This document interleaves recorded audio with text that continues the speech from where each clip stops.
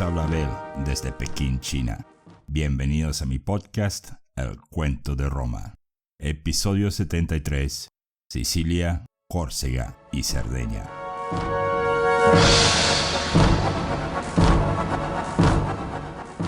Lo que sucedió en Capua la primera noche de las Neptunalias estremeció a la ciudad entera.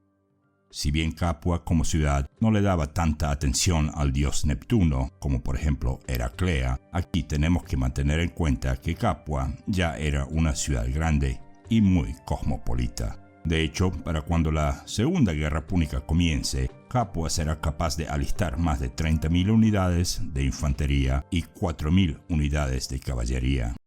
Y como para resaltar la importancia de Capua un poco más, en este momento recordemos que estamos en el 254 a.C. Capua es solo un poco más pequeña que Roma y Siracusa y un poco más grande que Cartago. Así que cuando el relato de un crimen o cualquier otro chisme comenzaba a andar por las calles de Capua, bueno, eso significaba que no eran pocas las personas que hablaban de ese tema. Y en este caso tenemos un crimen que lo tenía todo. Vicio, sexo, un juramento de venganza, un juez corrupto, una esclava acusada de algo que ella no cometió, guerra y patriotismo, religión y sacrificio. Y para hacerlo más interesante aún, la mitad de Capua odiaba a la víctima de ese crimen, mientras que la otra mitad lo defendía a muerte. Se trataba de un hombre llamado Tasio, un viejo de origen sabino que vivió en Capua desde los tiempos de la Gran Guerra. Pero jueces, magistrados y muchas otras personas de alto nivel en la ciudad tenían muchos intereses en asegurarse que nadie se vaya a olvidar de lo que sucedió esa noche, la primera noche del día de las Neptunalias. Fue un crimen tan macabro, tan violento y sobre todo tan atrevido que ciudadanos de Capua hablaron del tema por un largo tiempo. La víctima, bueno, como dijimos, un hombre de alta sociedad conectado con miembros de la familia de Apio Claudio, pero a su vez un hombre muy vicioso y perverso. El criminal o los criminales entraron a la casa de Tasio mientras la ciudad festejaba y celebraba al dios Neptuno. Primero forzaron a que el viejo les dijera dónde se encontraba Aemilia o el cuerpo de ella. Al final encontraron el cuerpo de la muchacha lejos, bien lejos, al fondo del terreno de la propiedad. Estaba parcialmente enterrado y parcialmente quemado y pudriéndose mitad al aire libre. Probablemente llevaba 3 o 4 semanas de estar ahí. Y ahí fue que la furia de tanto Bruto como Mamerco Publio se desató. Mientras Domicio no participó en lo que viene a continuación, los dos muchachos realmente se pasaron en la crueldad del acto. Al final de ese acto, el cuerpo de Tasio fue encontrado atado cabeza para abajo junto a 3 cerdos. Tanto los cerdos como el anciano, más un esclavo que vivía con el viejo, todos estaban parcialmente carbonizados, el olor nauseabundo de carne humana quemada perforando el aire. Y era obvio que Tasio fue torturado y maniatado mientras aún estaba vivo. Partes de su cuerpo faltaban y no eran las piernas. Y una nota fue hallada en una vasija y esa nota simplemente decía Némesis, el nombre de la diosa griega de la venganza. Némesis fue luego adoptada por los romanos y formó parte de la mitología romana. Pero la noche que todo eso sucedió, nadie se dio cuenta de nada. Para cuando vecinos notaron las llamas, la casa entera ya estaba siendo devorada por el fuego.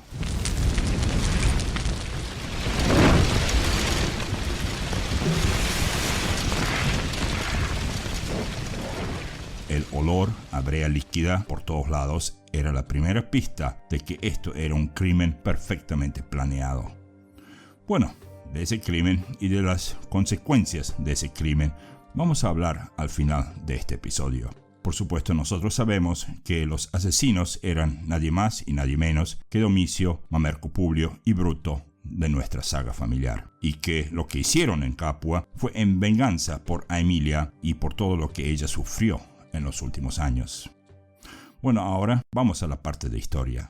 Pero como este episodio es el segundo episodio más largo del podcast, el récord todavía lo mantiene episodio 52, quiero brevemente darles a saber el orden de las cosas en el cuento de hoy.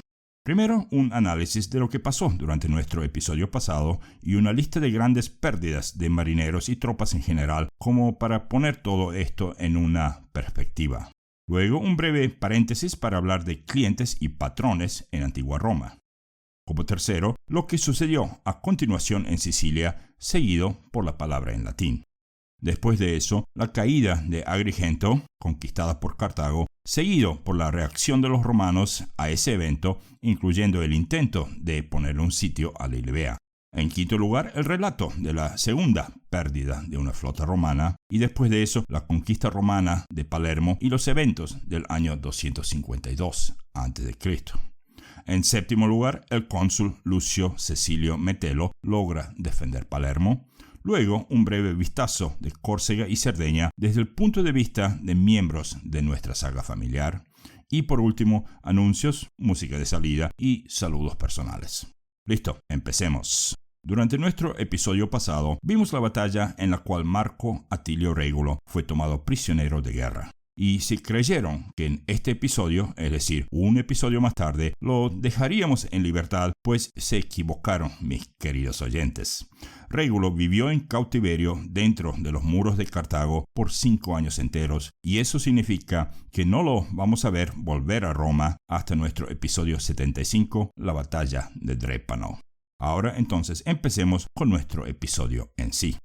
Estamos aún en el año 254 a.C., casi al final del año, y este año fue un verdadero desastre para Roma. Primero perdimos a Régulo y a prácticamente todo su ejército en la batalla de Bagradas. Luego, los pocos sobrevivientes que fueron rescatados por los 2 cónsules de ese año terminaron ahogándose en el mar, entre Sicilia y África, junto a unos 85.000 marineros más. Y como para poner eso en una perspectiva, digo, el hecho de perder casi 90.000 soldados, eso hubiera puesto fuera de combate a cualquier potencia de la época. Cualquiera menos Roma.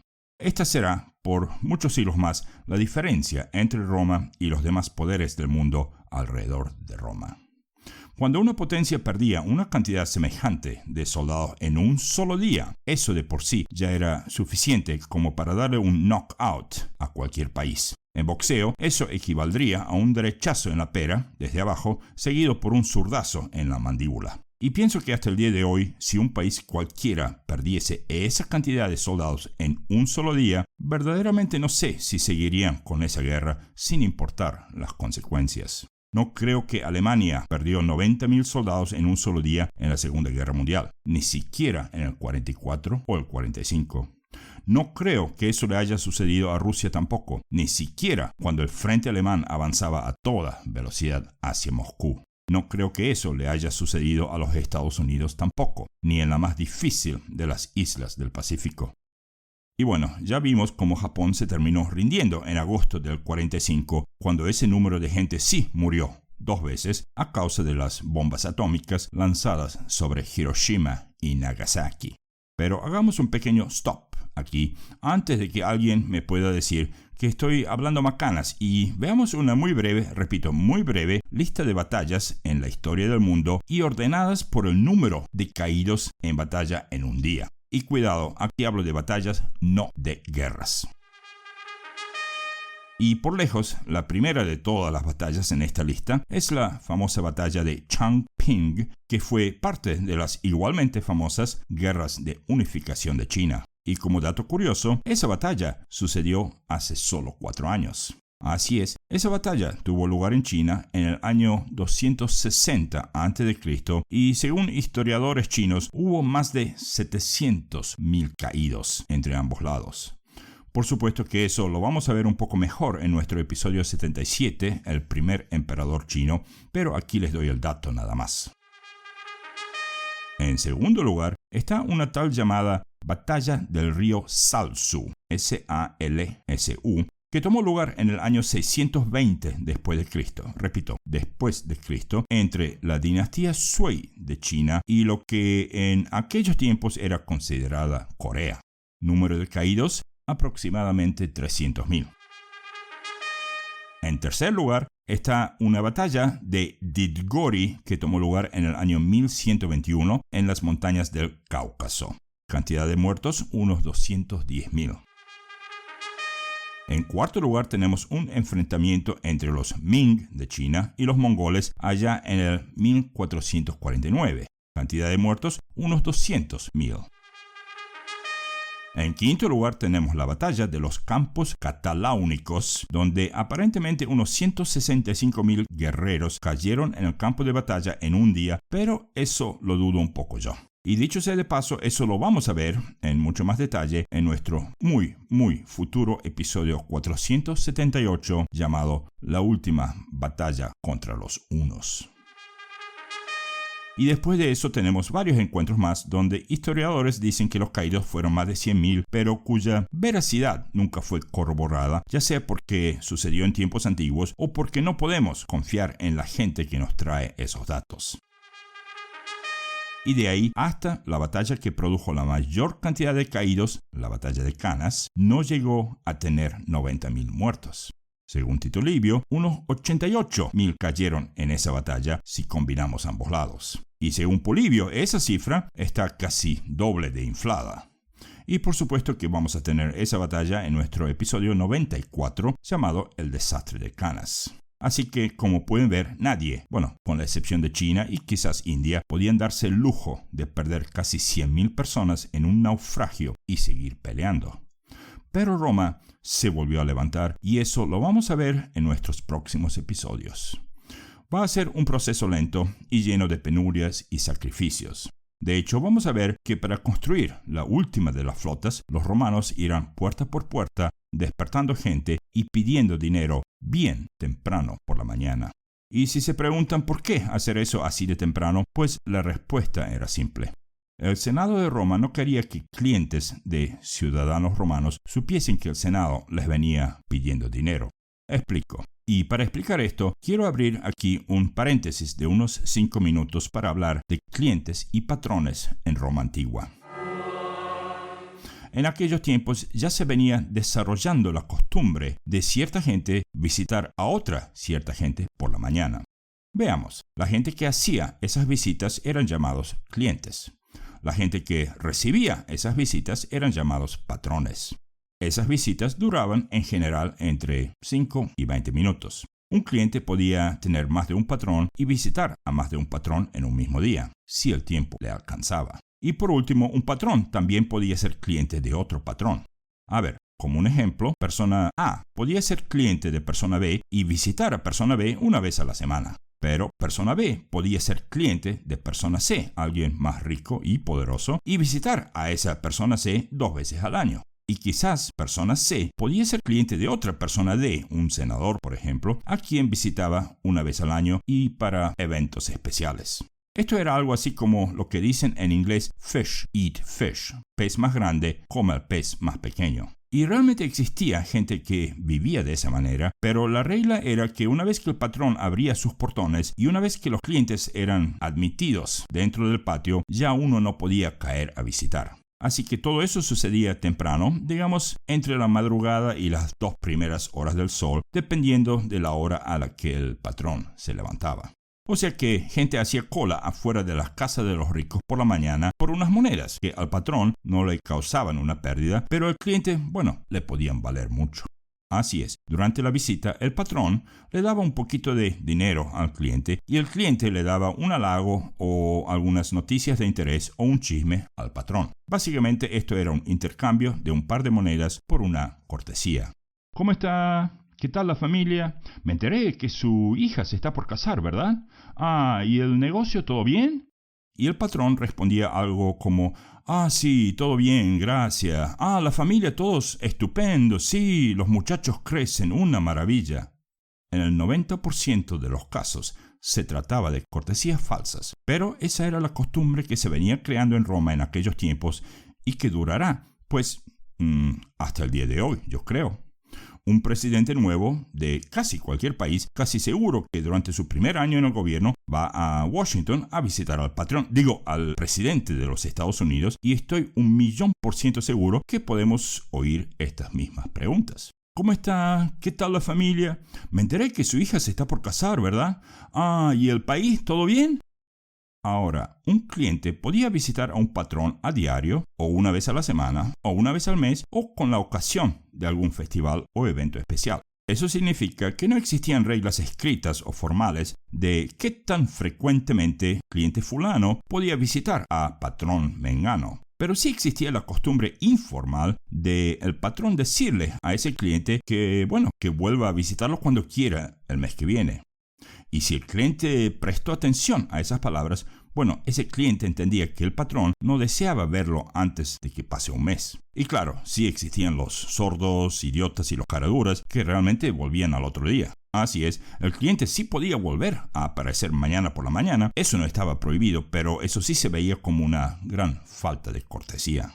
Así que el patrón generalmente les daba a saber a sus clientes cuándo los quería volver a ver de una manera casual o digamos informal. Por lo general, clientes astutos sabían qué tipo de halago o información le gustaba a cada patrón, así que esos clientes generalmente recibían más monedas. Algunos patrones andaban buscando tierras a la venta. Otros patrones querían saber de esclavos nuevos que hubiesen llegado al mercado durante la noche. A veces, patrones necesitaban conseguir un maestro privado para, digamos, un hijo. Y por supuesto, había aquellos que buscaban lo que hoy en día podemos encontrar en los clasificados de cualquier periódico o sitio web en la sección de búsquedas personales, masajes y otro tipo de placeres nocturnos. Ya ustedes me entienden, ¿verdad? Ahora, había ciertos momentos cuando un patrón realmente sí necesitaba de todos esos clientes suyos. Por ejemplo, el día de una boda, el día de la compra de un terreno o el día de una propuesta de negocios. Pero sobre todo, el día cuando un patrón tenía que aparecer frente a un juez, ese patrón se aseguraba de que todos sus clientes estuviesen ahí bien pegaditos detrás del patrón, apoyándolo, haciéndole la barra y silbando al lado opuesto en dicho juicio. En Roma antigua, traer 80 clientes para llenar la sala de juzgado era como aparecer frente al juez vestido en un Armani, una Ferrari parqueada afuera y con el abogado más caro de la ciudad defendiéndolo. Jueces notaban eso y nadie con 80 clientes perdía un juicio. Si una gran cantidad de esclavos era como tener una Ferrari o una Maserati, una gran cantidad de clientes personales era como tener su propio avión o su propio yate. Bueno, aquí podemos cerrar el paréntesis en cuanto a clientes y patrones. Entonces, como los clientes venían haciendo cola frente a los portones de sus patrones como una hora antes de la salida del sol, el Senado no le quedó otra que pedir dinero 2 horas antes de la salida del sol. Era todo para uno proteger la privacidad del Senado y de los ciudadanos que le habían prestado dinero para que Roma pudiese construir otra flota. El tema era que nadie se fuese a enterar quién le prestaba dinero al gobierno cuando el gobierno estaba en apuros de índole militar. Y ahora quisiera añadir aquí que Roma no volverá a invadir África por casi 50 años y todo por culpa de una maniobra militar que empezó tan bien y que luego terminó tan mal con la captura de Marco Atilio Régulo y ese desastre en alta mar. Así es, tanto Régulo como nuestro Lucio Emilio vivirán como prisioneros en Cartago por 5 años enteros y veremos qué sucedió después de eso en nuestro episodio 75, la batalla de Drépano. Y durante esos 5 años, estos dos hombres probablemente trabajaron como esclavos para sus captores, quizás en los campos de sal, un poco al oeste de Cartago misma. Bueno, como pueden ver, a veces un error de ese tipo puede llegar a prolongar una guerra por una década entera y esto no va a ser la última vez que vamos a ver algo así. Ya, me parece que ahora ya estamos al tanto de lo que venía pasando en Roma después del desastre de aquellos 90.000 marineros y soldados que se ahogaron en alta mar. Y mientras los romanos se ponían a juntar dinero para su siguiente flota, 2 cosas más sucedieron casi simultáneamente. 1. Los cartagineses enviaron tropas a Sicilia y con esas tropas también enviaron 140 elefantes de guerra más. Y 2. Antipo, aquel general de Esparta, Grecia, terminó huyendo de Cartago.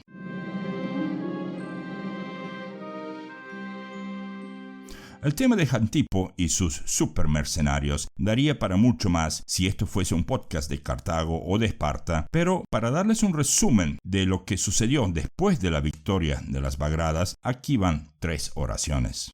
Primero, la noche después de la victoria, Jantipo fue celebrado por las calles de Cartago, muy al estilo de un triunfo romano, y durante esos festejos probablemente tuvimos a Régulo y a sus hombres marchando en cadenas frente a la gente de Cartago. Segundo, mientras eso sucedía públicamente, el Consejo de Ancianos de Cartago venía planeando cómo eliminar a Jantipo porque el hombre se estaba convirtiendo en un ídolo de los ciudadanos de Cartago aún antes de la batalla misma. Y tercero, los cartagineses no le pagaron a Jantipo, y este terminó huyendo de las costas africanas y según diferentes versiones, o bien Jantipo terminó ahogándose cerca del puerto de Lilibeo en Sicilia, o bien Jantipo terminó huyendo a Egipto, donde fue nombrado gobernador de una provincia gracias a la generosidad de un tal Ptolomeo el III, también conocido como Ptolomeo el III Evergetes. Deletreo ese nombre rápidamente. Evergetes se escribe E-V-E con acento R-G-E-T-E-S. Así es, 4 veces la letra E. Ese Ptolomeo el III Evergetes era hijo de Ptolomeo el II Filadelfo y de él hablamos en nuestro episodio 53, la Torre de Alejandría. Como un comentario final acerca de Jantipo, ese hombre pudo haber hecho milagros para Cartago, si es que los cartagineses, si es que ese grupo de viejos celosos y paranoicos en el Senado de Cartago le hubiesen dado una chance. No creo ni por un minuto que Jantipo se fue porque sí. Si él no se hubiese dado cuenta que su vida corría riesgo, él se hubiese quedado al servicio de Cartago, y hoy en día la historia pudo haber sido muy diferente. Como siempre sucede, existen personas en el fondo de cada guerra de las que pocos saben. Y en realidad, esas personas cambian el curso de esa guerra y luego terminan desapareciendo en los anales de la historia. Historia escrita por otros, claro. Bueno, Jantipo, el griego, era uno de esos hombres. En fin, vayamos ahora muy brevemente a nuestra palabra en latín y luego seguimos con el tema de esto y lo que sucedió en Sicilia. La última vez tuvimos la palabra, mejor dicho, la frase vincit qui se vincit. Y antes de hablar un poquito de esa hermosa frase, quiero destacar que esta frase se puede leer en latín de 2 formas diferentes, dependiendo de qué versión de latín usted estudia. No estoy diciendo que existen 2 versiones de latín. Lo que estoy diciendo es que el latín como lenguaje ha ido cambiando y según historiadores y lingüistas, la pronunciación ha cambiado en algunos lugares de una manera y en otros lugares de otra manera. Por supuesto que aquí no tengo tiempo de hablar de eso ahora, quizás en algún episodio en el futuro, pero lo que quiero hacer es leer esta frase de 2 maneras diferentes. Y a ver si ustedes, mis queridos oyentes, logran notar la diferencia. Versión 1. Vincit qui se vincit. Versión 2. Vincit qui se vincit. Estoy seguro que se han dado cuenta que en la primera versión he leído la letra C como una CH, vincit. Y también no he leído la letra U en la segunda palabra. Vincit qui se vincit. En la versión 2 leí las letras C como una letra K, la K de kilo como dicen en Argentina. Y también aquí sí leí la letra U en la segunda palabra, vincit qui se vincit. En otras palabras, en la primera versión lo leí utilizando las reglas de lectura del idioma castellano. Y en la segunda versión lo leí como, según yo tengo entendido, el latín se leía. Es más, las palabras Julio César en latín no se dicen así. Se dicen Julio César porque la C en latín siempre se leía como una K. Ahora, el porqué de eso, como ya dije, es cuento para otro episodio en nuestro cuento. Entonces, veamos lo que esto significa y creo que eso les va a gustar. No sé quién es el autor de esa frase, pero está buena. Vincit qui se vincit significa el que se vence a sí mismo, vence. Es algo así como el que no logra controlar su propia vida no puede ni pensar en lograr controlar las vidas de los demás. Y como dije, esa frase me encanta.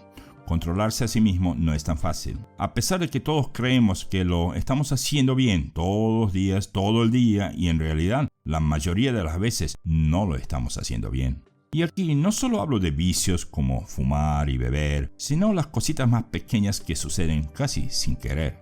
Pensar antes de decir algo. Hacer ese esfuerzo extra, ese pasito extra a la hora de tantas cosas en la vida.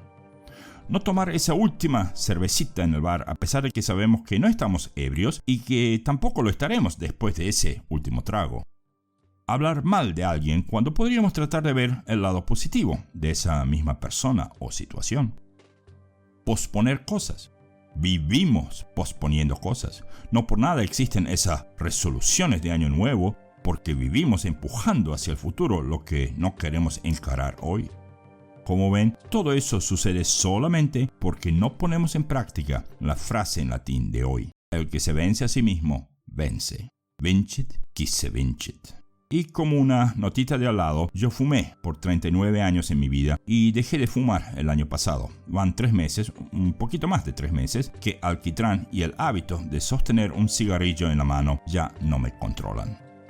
Ahora, a otra cosa. Vamos a nuestra palabra en latín para esta semana. Entonces, la palabra de la semana para esta semana es turbam vita. Así es, una frase de 2 palabras de 6 y 4 letras respectivamente. Lo leo una vez más y luego lo deletreo. Turbam vita. T-U-R-B-A-M espacio V-I-T-A. Y como una pequeña pista, sería muy útil si a esa frase le añadiésemos un signo de exclamación al final. No porque es una orden, pero es una frase de precaución que una persona le puede dar a otra persona. Turbam vita, signo de exclamación. Pero yo estoy casi 100% seguro que los romanos no tenían signos de exclamación. Entonces, turbam vita para todo el mundo para la próxima vez. Y como siempre en esta parte del segmento les quiero invitar a ver el sitio web de este podcast que se encuentra en www.elcuentoderoma.com. Repito esta dirección, elcuentoderoma.com. Listo, vamos al sur. Y veamos primero qué fue lo que pasó con el tema de los cartagineses desembarcando en Sicilia ahora que se sentían invencibles. Y para eso primero tratemos de adivinar qué parte de Sicilia los cartagineses tratarán de arrebatarles a los romanos. ¿Hacia dónde irán? ¿El extremo este? No, porque ahí estaban Siracusa y Mesina, y ambas localidades estaban demasiado lejos de las fuerzas de Cartago por ahora. Bueno, ¿el extremo oeste? No, porque Cartago ya controlaba las localidades de Lilibea y Drépano. La fortaleza de Erice estaba cerca de ahí también, y ahí vamos a ver muchas peleas entre romanos y cartagineses en el futuro cercano. En realidad, el monte Erice se convertirá en un punto principal de la guerra de guerrillas que Amílcar Barca llevará a cabo en la década que viene. ¿El extremo norte entonces? ¿Allá cerca de Palermo? Y otra vez la respuesta es no, pero esta vez es un no parcial. Digo no porque Palermo ya estaba en manos de los cartagineses, bueno, por ahora. Pero van a perder ese control de la ciudad precisamente durante este año, es decir, en unos 5 meses más. Recordemos, estamos en el 254 a.C. Bueno, si no es el oeste, ni el este, ni el norte, entonces el sur, ¿verdad? Claro, el sur. Y con más exactitud, la ciudad de Agrigento. Ustedes, mis queridos oyentes, probablemente se acuerdan de lo mal que se portaron los romanos en Agrigento allá en el 262 a.C. En aquella ocasión, los romanos terminaron diciendo que estaban tratando de usar a Agrigento como un ejemplo para otras localidades, pero todos sabemos que en realidad lo hicieron porque los comandantes de aquel sitio de Agrigento y aquella batalla después del sitio, bueno, ellos perdieron control sobre sus propios soldados cuando entraron a la ciudad. Pero bueno, ya hablamos de eso en nuestro episodio 69, la Primera Guerra Púnica, ¿verdad? Entonces, ahora sabemos que los cartagineses fueron hacia Agrigento y decidieron retomar la ciudad. Y por supuesto que el tiro les salió bien, porque los romanos todavía se estaban lamiendo las heridas de aquella tormenta en alta mar. Y ya que estamos adivinando, vamos a la pregunta siguiente. ¿Quién era uno de los 2 cónsules romanos para ese año a cargo de la defensa de Agrigento, si es que la va a haber, y de otras poblaciones en la región? Ustedes sí lo conocen, y estoy seguro que sí se acuerdan de él, porque hace unos años atrás los romanos le habían dado un apodo un apodo que en latín significaba burra. Así es, burra como un burro, pero de género femenino. Creo que ahora todo el mundo se acuerda de él. Su nombre era Gneo Cornelio Escipión Asina. Y ese era el tonto que perdió 17 naves porque no quiso esperar a sus otras 130 naves y se terminó metiendo en un puerto del cual no pudo salir. Y eso obviamente significa dos cosas, fíjense. Por un lado significa que los romanos lograron hacer que los cartagineses lo liberaran a ese Asina, porque si no, ni modo que fuese cónsul este año. Y por el otro lado significa que el apodo de Asina, o burra, realmente no le perjudicó en nada a este Cornelio, ni en su carrera militar, ni en su carrera política. Ya, así eran los romanos. Cuando uno era un Cornelio, o un Apio Claudio, o un Fabio, un apodo así no era nada. El hijo de un presidente o un rey hoy en día puede andar haciendo macanas por ahí y seguro que la ley va a ser diferente para él. Les guste o no les guste, así son las cosas y Roma antigua no era una excepción.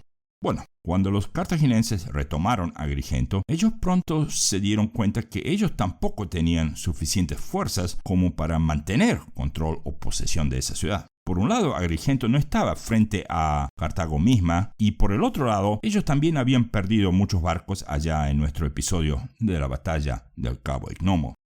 ¿Y qué creen que decidieron hacer con Agrigento los cartagineses? Bingo, la quemaron.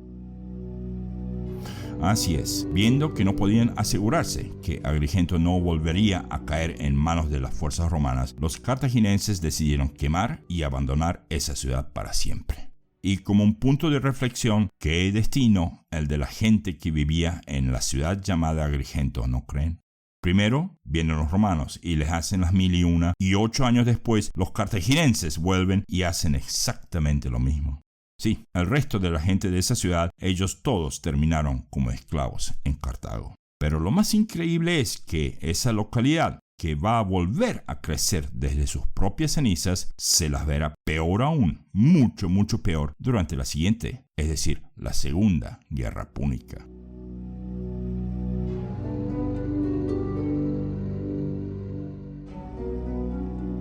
Y bueno, sigamos. Mientras los romanos construían su flota nueva, un contingente de soldados romanos comenzó a preparar la captura de Palermo en el norte de Sicilia. Y al mismo tiempo en Roma, algunos senadores comenzaban a culpar a aquellos comandantes de por qué no escucharon a aquellos capitanes cuando fueron advertidos de que una tormenta se podía avecinar. Diferentes teorías comenzaban a aparecer en Roma en cuanto a todo ese tema. Tantos muchachos ahogados perdidos para siempre. Y una de esas teorías era que simplemente no había que navegar alrededor de Sicilia en contra del sentido de la aguja de un reloj de sol, punto y aparte. ¿Y cómo era posible que comandantes romanos no supieran eso? Y en nuestra saga familiar, miembros de la familia extendida formaban parte de demostraciones diarias por las calles del Aventino y luego hasta por las calles del Capitolino. Las protestas siempre terminaban en el mismo argumento. Demasiadas familias habían perdido demasiados muchachos en una acción estúpida, la cual podía ser fácilmente evitada.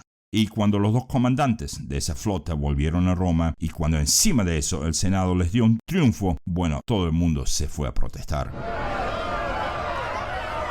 En los ojos de los romanos, ni Servio Fulvio Petino Nobilior ni Marco Emilio Paulo se merecían una marcha triunfal. De todas maneras, cuando noticias de la quema de Agrigento por parte de los cartagineses llegaron a Roma, el Senado decidió enviar a nuestros dos cónsules actuales, Gneo Escipión Asina y Aulo Atilio Calatino, a Sicilia. Ya era tarde para salvar Agrigento, pero los dos cónsules sí lograron causar daño. Con su flota bien nueva, fueron al norte de Sicilia y junto a las fuerzas romanas que estaban sirviendo en la isla, Roma logró conquistar Palermo. Palermo se llamaba Panormus en ese entonces, y aquí vale notar que esa ciudad va a permanecer bajo el control de Roma hasta el año 440 después de Cristo, cuando los vándalos de Genseric lleguen a la ciudad. Eso lo vamos a ver en nuestro episodio 480 llamado La Última Migración.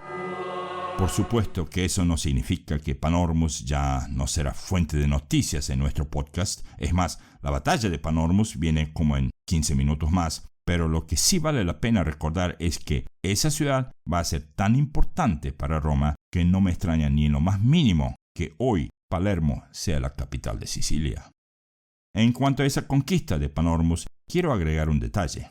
Cuando los romanos llegaron a la ciudad y cuando la ciudad se rindió después de un asedio, los romanos les ofrecieron un trato a los 70.000 ciudadanos de Panormus. Los romanos les dijeron que o bien los ciudadanos se compraban su propia libertad al precio de 220 dracmas griegas por persona, o serían tomados como prisioneros de guerra, llevados a bordo de las naves romanas y vendidos como esclavos en ciudades italianas desde Capua hasta Roma. No creo ni por un minuto que más del 10% de la población de Panormus tenía esa cantidad de dinero por cabeza. Ya, a otra cosa. Llegamos al año 253 a.C. Y si el año anterior fue malo o mediocre, si consideramos que los romanos capturaron Panormus, este año va a ser peor. Y antes de meternos demasiado en este año 253, sí tengo que decirles que nuestro próximo episodio, el que se llama El primer pontífice plebeyo, se desarrolla durante el 254, o sea que nuestro episodio que viene va a ser como un flashback o una vuelta al año 254. En otras palabras, hoy no vamos a tocar el tema de Tiberio Corunciano, quien fue el primer pontífice máximo en Roma de origen plebeyo.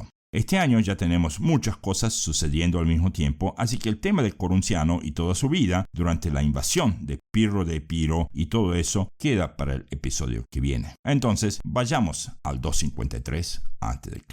Ese año se destacó por 2 fracasos militares romanos y otra pérdida de una flota entera. Así es, otra flota completa perdida a causa de otra tormenta alrededor de la costa de Sicilia. Pero vayamos paso por paso. Después de la conquista de Panormus, los romanos decidieron navegar hacia el oeste de Sicilia, bordeando la costa y tratando de obtener 2 objetivos. 1. Poner un asedio naval, digamos un bloqueo, al puerto y a la ciudad de Lilybea. Y 2. Navegar las aguas entre Cartago y Sicilia y darles palizas a los cartagineses en alta mar. Y digo yo, por favor, no me hagan reír. Sí, los romanos tenían una flota nueva. Y los romanos volvieron a reclutar a miles y miles de remadores, marineros, soldados y auxiliares. Pero a Roma todavía le faltaba experiencia en el tema de bloqueos navales. Pero bueno, ese era el plan. Y bien sabemos que muchas veces los romanos terminaban ganando cuando nadie iba a apostar ni una sola moneda en favor de Roma. Pero esta vez ni la suerte ni los dioses del mar estuvieron del lado de los romanos. Veamos. Unos 80 barcos llegaron al frente de la ciudad de Lilybeo con la intención de cerrar todo tipo de comunicación entre la ciudad y Cartago. Por el otro lado, tropas de infantería rodearon la ciudad y trajeron consigo todo tipo de artefactos para asediar a la ciudad. Pero como los romanos no tenían ningún tipo de verdadera experiencia con el tema del bloqueo naval, los cartagineses entraban y salían de Lilybea como y cuando se les daba la gana. Sus barcos eran más ágiles, y los cartagineses se conocían todos los arrecifes y las partes menos profundas donde los romanos se metían y se quedaban como una ballena en el medio de una playa. Y mientras todo eso sucedía en el puerto de Lilybeo, las otras 70 naves romanas andaban rastrillando las aguas entre Cartago y la isla. Pero a ellos tampoco le iba muy bien, y más de una vez los cartagineses se les reían en la cara a los romanos y sus naves más lentas, más torpes y más difíciles de maniobrar. Al final de ese año, la flota entera, de los 150 naves, decidieron regresar a Roma para pasar el invierno, digamos, en casa. Pero a que no adivinan qué les pasó a continuación. Así es, por segunda vez en esta primera guerra púnica, Roma perdía una flota entera en alta mar en otra tormenta. Una tempestad terminó de hundir a más de la mitad de los barcos y solo unas 30 naves lograron salir ilesas de las intemperies. Y personalmente creo que esta vez le podemos echar la culpa a esos corvus, esos enormes y pesados corvus que estaban fijados en las cubiertas de las naves romanas. Porque si no hubiesen tenido los corvus, capaz que muchas de esas naves se hubieran salvado. Y además, después de ese desastre, los corvus romanos ya no son mencionados por nadie en las guerras púnicas. Bueno, durante el año siguiente, el año 252 a.C., no ha sucedido mucho. Pero sí podemos hacer una breve lista de los 6 siguientes eventos de lo que sucedió entre Roma y Cartago. 1. Los cónsules romanos para ese año eran Cayo Aurelio Cota y Publio Servilio Gémino. Ambos cónsules volverán a hacerlo en el futuro año 248, o sea, dentro de 4 años más, y lo volverán a hacer juntos como colegas. En esa futura ocasión se verán sitiando a las ciudades de Drépano y Lilibea. Por su lado, Cartago se veía envuelta en revueltas populares suyas después de toda aquella gente que se había ido a vivir dentro de las murallas de la ciudad, ¿se acuerdan? Al final, los cartagineses sí lograron calmar toda esa situación y enviaron a Asdrúbal, hijo de Anón, a que eche a los romanos de Sicilia, con elefantes, por supuesto. 2. Cuando estos 2 cónsules aparecieron en Sicilia, ellos se dirigieron inmediatamente hacia el oeste, tratando de tomar poblaciones ya sea por la espada o por medio de tratados comerciales favorables. Mientras no sabemos mucho de Publio Servilio Gémino, sí sabemos una cosa de Cayo Aurelio Cota. Ese hombre era súper estricto con sus soldados, subordinados y hasta con sus propios parientes. 3. Cuando llegaron a una ciudad llamada Himera, eso es Himera, Cota y Gémino lograron rodear la ciudad y forzar la entrada de las tropas romanas por las puertas del muro que rodeaba a Himera. Pero cuando entraron a la ciudad, se dieron cuenta que los cartagineses por alguna razón habían evacuado a la mayoría de los habitantes menos de un día antes de eso. 4. Un día, Aurelio Cota tomó prestado barcos de Hierón de Siracusa y los unió con los restos de su propia flota romana para embarcarse hacia Lipari. Ni 2 por 3 decidió bloquear Lipari con todos esos buques y dejó a cargo del bloqueo a un tribuno suyo llamado Casio, mientras él iba a Roma por otros asuntos. Cota le dio órdenes a ese Casio de no meterse en un enfrentamiento ni por casualidad. Pero, como ya se pueden imaginar, ese Casio sí se dejó arrastrar a un enfrentamiento y muchos soldados y marineros romanos murieron en ese evento. Al ser informado de eso, Cota regresó a Lipari y tomó la ciudad. Pasó a todos sus habitantes por la espada y luego de eso le negó a Casio su magistratura de tribuno militar. 5. Durante el sitio de Lipari, uno de los parientes de Aurelio Cota, un tal Aurelio Pecuniola, fue azotado y degradado al rango de soldado raso por el hecho de que, por su culpa, una parte del campamento fue incendiada y en consecuencia casi el campamento entero cayó en manos de los cartagineses. Bueno, en general no les fue mal a los romanos ese año. Aparte de conquistar Panormus, también afirmaron su poder en las islas Lipari y la localidad de Termini también cambió de bando. Después de ese evento, y probablemente por ser así de estricto en Sicilia, en Roma el Senado le dio un triunfo a ese Cota. Y finalmente 6. En Roma, ese fue el año en el que Manio Valerio Máximo Corvino Mesala fue censor. ¿Se acuerdan de él? Bueno, ese año Mesala, como un censor romano, y junto a Publio Sempronio Sofo, echaron a 18 senadores del Senado romano. Así es, muchachos, no solamente echaron a 18 senadores por ser inútiles y parásitos del pueblo romano, sino que también les quitaron el título ecuestre a unos 400 ciudadanos romanos. Y por supuesto que los ecuestres perdieron sus caballos también. ¿Causa? Había 2. No haber obedecido órdenes durante las campañas de Sicilia era una, y haber robado dinero de los cofres populares era la otra. Y ese Sempronio Sofo también castigó a su propia esposa por ir a ver espectáculos de esgrima o algún tipo de lucha de aquellos tiempos sin haber pedido permiso a su esposo. Pero Plutarco no nos cuenta cuál era el castigo que Sempronio Sofo le impuso. Tampoco podemos saberlo todo, ¿verdad? Ahora vamos al año 251.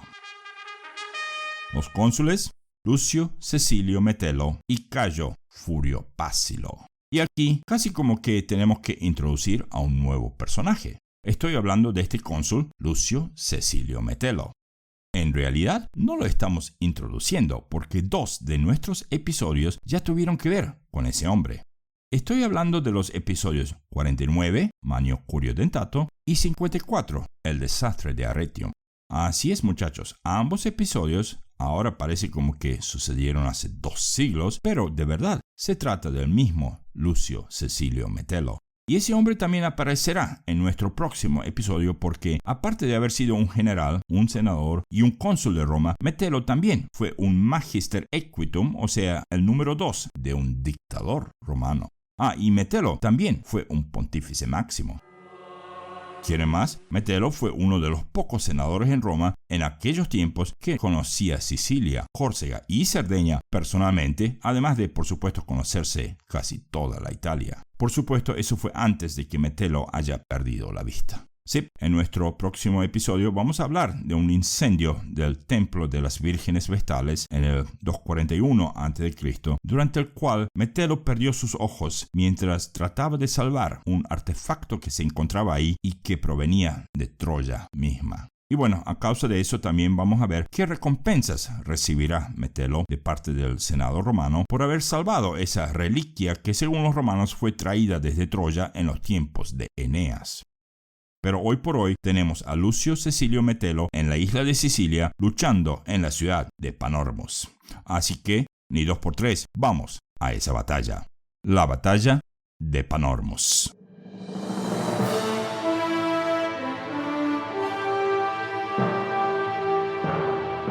Y la gran verdad es que esta vez los romanos no querían esta batalla. Es más, durante los últimos 12 meses, los romanos esquivaban batallas cuando podían, y eso era a causa de los elefantes que los cartagineses siempre ponían al frente de sus tropas. Sí, desde que detalles de la derrota de Régulo en las Bagradas se propagaron por Roma, los romanos le venían teniendo más y más miedo a esos paquidermos. El daño que esas bestias hacían era legendario, y hasta había dichos en aquellos tiempos, dichos populares, que asociaban a elefantes con monstruos y a cobardes con legionarios frente a elefantes. Y cuando los romanos, bajo el comando de sus 2 cónsules, Furio Pásilo y Cecilio Metelo, se enteraron que esos elefantes iban hacia Panormus, bueno, se pueden imaginar cómo se sentían. La verdad era que Asdrúbal andaba por donde quería dentro de la mitad occidental de Sicilia después de la captura de Régulo. Así que los 2 cónsules decidieron no enfrentarse a Asdrúbal juntos. ¿Y por qué? Bueno, a ver si por estar juntos terminaban sufriendo el mismo destino que Régulo. Si se separaban, al menos uno de los 2 y su ejército podían salvarse, ¿verdad? Roma tenía que cuidar a sus muchachos. Ya demasiados habían muerto en estos últimos 10 años y apellidos enteros fueron borrados de los anales de las tribus de Roma. Así que lo que hicieron fue que Cayo Furio Pásilo regresara a Italia tierra firme y que Lucio Cecilio Metelo se quedara a defender Panormus. Bueno, un día, mientras los romanos estaban ocupados con la cosecha justo afuera de las murallas de la ciudad, Asdrúbal decidió atacar. Asdrúbal marchó con sus hombres y elefantes a través del valle de Oretus hacia Palermo, Panormus. Esta operación parecía razonable debido al hecho de que el otro ejército estaba en camino de vuelta a Roma, y Asdrúbal sabía eso. Pero lo que Asdrúbal no sabía era que Metelo lo tenía, como decían en el Chavo del Ocho, fríamente calculado.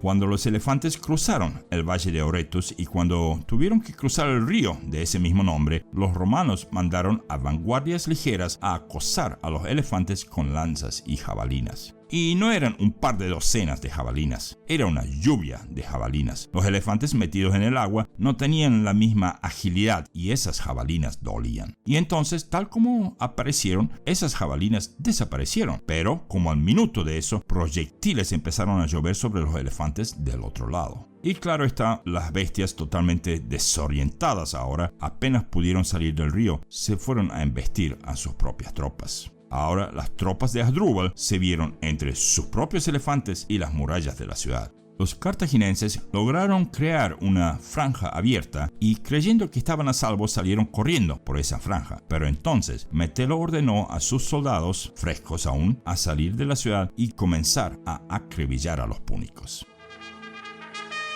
El resto no fue muy bonito y si bien los romanos decidieron no perseguir a los cartagineses, sí lograron capturar un par de esos elefantes. Los capturaron y los enviaron al circo en Roma. Asdrúbal fue llamado de regreso a Cartago, donde por supuesto y de manera muy cartaginense fue puesto frente a un juez y luego de eso crucificado. Su sucesor, un hombre llamado Adúbal, deletreo eso, Adhubal, fue a Sicilia y declaró que la ciudad de Palermo no será un objetivo de los cartaginenses ya no más. Esto, mis queridos oyentes, marcó el fin de hostilidades en esa región de la isla por el resto de la guerra entera. Así es, a excepción de la guerra de guerrillas que está por empezar bajo el mando del famoso Amílcar Barca, esta derrota marcó el fin de la principal campaña cartaginense en Sicilia. Bueno, tomemos un respiro. Así como un águila vuela, vamos un poco más al norte, a la isla de Córcega.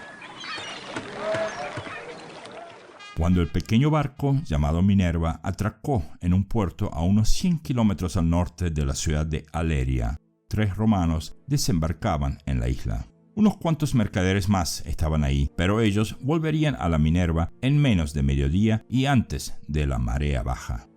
Pero Mamerco Publio, Domicio y Bruto no volvieron a bordo de la Minerva.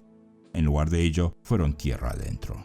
Y como para darles una idea de por qué estos 3 muchachos se estaban bajando de una nave romana en una isla que no era romana, tenemos que rebobinar un poco la historia. Sabemos 2 cosas. Por un lado, sabemos que Córcega y Cerdeña serán parte de la República Romana después de la Guerra de los Mercenarios, lo que sucederá apenas esta guerra termine. Pero, por hoy, estas islas aún no pertenecen a Roma. Y por el otro lado, sabemos que existían tratados entre Roma y Cartago ya antes de la guerra. Ahora, el tema de si un tratado sigue siendo válido cuando 2 potencias se meten en una guerra, eso es otro tema. Pero lo que algunos historiadores sí afirman es que tanto Córcega como Cerdeña solían ser utilizadas por los romanos como destinaciones para exiliados y para aquellos que se exiliaban a sí mismos. Exiliados, por lo general, eran personas que los romanos no querían condenar a muerte, ya sea por conexiones políticas o por otras razones, pero que tampoco podían dejar caminando sueltos por las calles de Roma a causa de la opinión pública. Y aquellos que se iban ahí por su propia voluntad, bueno, muchas veces el motivo era para escapar un juicio y en muchos casos eso sucedía cuando alguien no podía pagar sus deudas. Por supuesto, en nuestro caso no existían tales deudas. Más bien se trataba de evitar un juicio, ya que las islas, sobre todo el interior de las islas, estaban bien afuera de la jurisdicción romana y hasta de la jurisdicción cartaginense. Primero, los emilios creyeron que nadie se daría cuenta quién fue el autor de lo que había pasado en Capua. Pero luego reflexionaron, hablaron y se dieron cuenta que, si bien huyeron de la escena antes de que alguien los haya visto allá en el sur, ese caso era muy simple de resolver. Al final y al cabo, era muy fácil unir los puntos de ese caso. Primos unidos en venganza y de regreso de una guerra pasando por Capua. Era obvio que ellos eran los culpables del homicidio.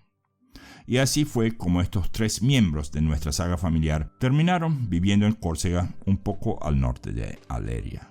Su autoexilio era de por vida o hasta que las aguas se calmaran en Capua y en Roma. Y cuando tocaron tierra en Córcega, Domicio, el mayor de los 3, traía consigo un par de cartas y papeles escritos por Emilia.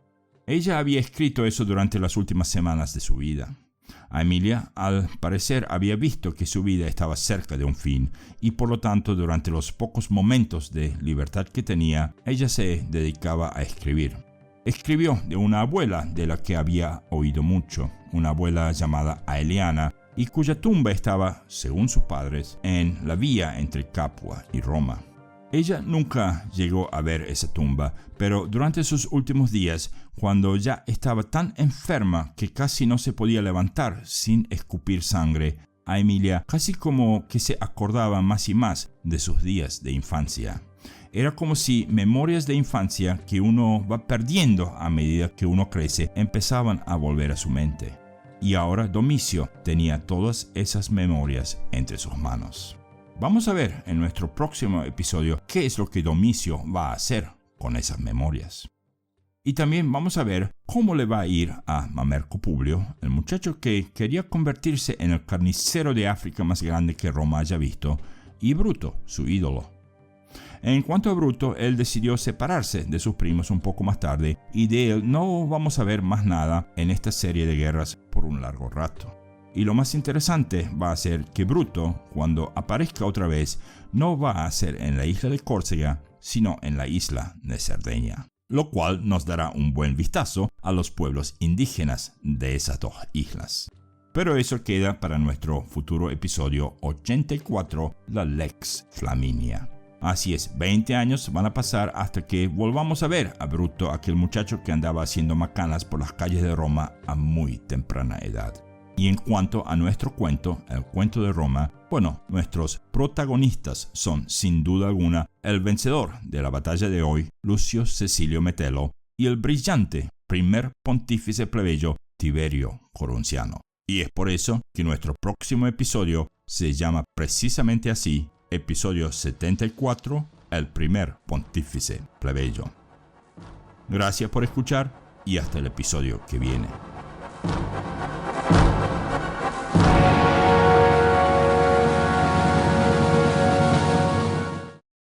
Este episodio consta de 8.813 palabras.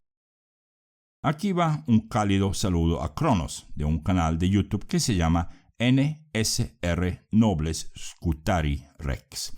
Ese canal trae muchos videos de historia, entre otros, y si están escuchando esto en YouTube, pues puse el nombre del canal abajo en la descripción. Desde YouTube también quiero darle saludos a Lilian Duarte de Córdoba, Argentina, Mauro García desde Bogotá, Colombia, y por supuesto nuestros fieles oyentes Pedro Márquez y Santiago Sierra. Y también gracias a Colorado Viejo, quien nos está dando muy buenos comentarios, cosas para verdaderos debates en muchos de nuestros episodios. De nuestros oyentes por iVoox, saludos a Daniel Rebollo Samaniego y Meche Torres desde la Florida en los Estados Unidos. Y para Daniel Samaniego va este comentario. Yo nunca imaginé que alguien se daría cuenta que puse el sonido de Chihuahua cuando mencioné las cebras de Libia en nuestro episodio pasado, episodio 72. Muy buen oído, Daniel. Finalmente, un saludo muy fuerte para Manuel de Cancún, México, quien nos dejó una pregunta para nuestro futuro episodio 100, preguntas y respuestas.